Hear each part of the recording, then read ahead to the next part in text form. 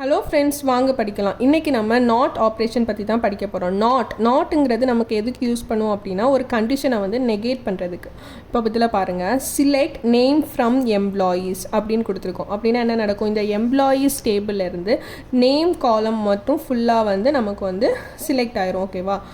அதுக்கப்புறம் நம்ம ஒரு வெயர் கண்டிஷன் கொடுத்துருக்கோம். Where not department equal to ID.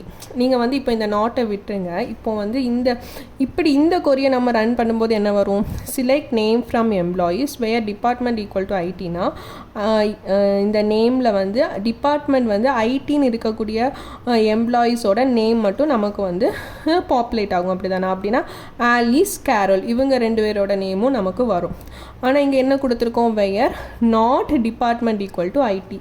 அப்படின்னா அது என்ன நடக்கும், இந்த 2 எம்ப்ளாயியோட நேமும் தவிர மற்ற எல்லா எம்ப்ளாயோட நேமும் வரும். ஓகேவா? பார்க்கலாமா?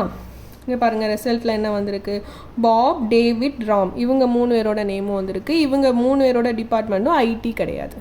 ஓகேவா? அடுத்தது வந்து நல் வேல்யூஸை வந்து நமக்கு வந்து இப்போ எப்படி செலக்ட் பண்ணலான்னு பார்க்கலாம். ஸோ எப்போ ஒரு டேபிளில் வந்து நல் வேல்யூ இருக்குன்னா, இப்போ ஒரு காலமில் நம்ம சில வேல்யூஸ் வந்து சில ரோஸுக்கு கொடுக்காமல் விட்டுட்டா அது வந்து நல் அப்படின்னு அசைன் ஆகிருக்கும்.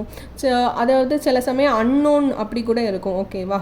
ஸோ இப்போ நம்ம கொரி எழுதுகிறோம் பாருங்கள், சிலெக்ட் நேம் ஃப்ரம் எம்ப்ளாயி டேபிளிலிருந்து நேம் அவ்வளோ செலக்ட் பண்ணணும். Where city is null. City column வந்து எந்த ரோக்கெல்லாம் நல்லுன்னு இருக்கோ அந்த ரோவோட நேமை வந்து செலக்ட் பண்ணணும். ஓகேவா?